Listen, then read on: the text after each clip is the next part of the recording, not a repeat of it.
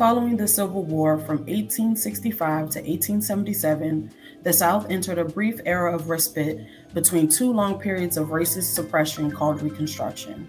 It was a time when African Americans in the South were momentarily afforded, at least superficially, legal rights as citizens of the United States.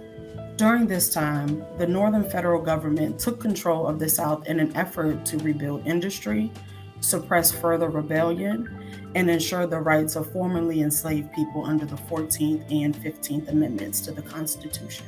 Throughout Reconstruction, African Americans in the South were able to exercise their rights and participate in society in ways that they couldn't before, and in many ways wouldn't be able to again for almost 100 years. During Reconstruction, oversight of government organizations in the South helped reduce the suppression of African American voters, and due to laws that prevented many former Confederate officers and soldiers from holding office, gave African Americans the opportunity to serve as government officials all across the South. In fact, over 1,500 African Americans held public office throughout the country. Reconstruction came to an end in 1877 when President Rutherford B. Hayes withdrew federal troops from the South.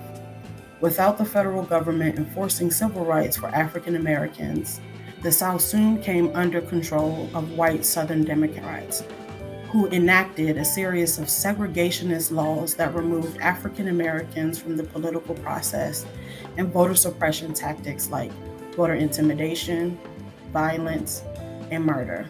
Peace, family. Shanequa, I use she and her pronouns. I'm the senior organizer at the National LGBTQ Task Force. Queer history is Black history. Trans history is queer history. At the end of Reconstruction in 1877, the country moved into the Jim Crow era.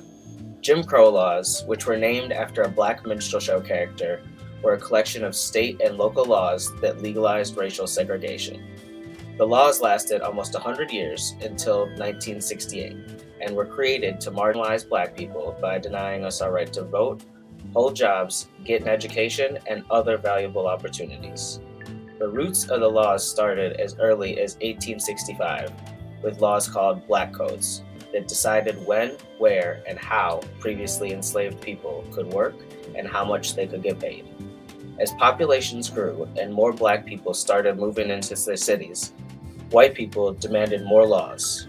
Jim Crow laws started to include keeping Black people from public places like parks and pools, and requiring segregation in places like schools, hospitals, and bathrooms.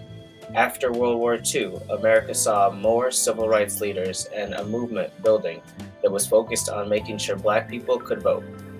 This was the beginning of the civil rights movement and the beginning of the removal of Jim Crow laws. But the truth is, Jim Crow laws are not gone. They just look different. Now, they show up in the form of incarceration and the legal system, as well as voter suppression and gerrymandering laws. My name is Camden. My pronouns are he, him. I'm the National Organizing Manager at the National Black Justice Coalition. Queer history is Black history. Trans history is queer history. Black and queer social and civil rights activists paved the way for those of us who continue to fight for liberation. During both the 2021 and current 2022 legislative session, we have seen a stark increase in the introduction and passing of anti-LGBTQ bills, most of which target transgender youth. From sports bans to healthcare and bathroom restrictions, make no mistake, transgender kids are being relentlessly attacked. We have seen several states pass laws that suppress the right to vote.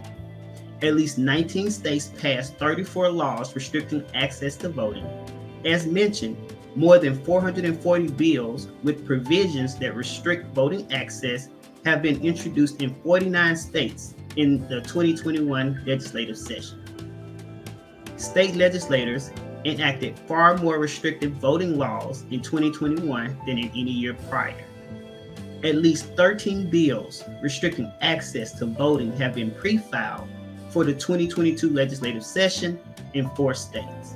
In addition, at least 152 restrictive voting bills in 18 states will carry over from 2021.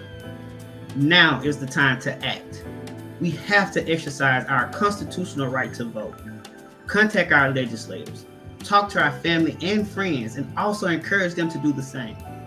The Black and queer vote holds power. I am Sybastian Smith, he, him, organizing director at the National Center for Transgender Equality. Queer history is Black history. Trans history is queer history.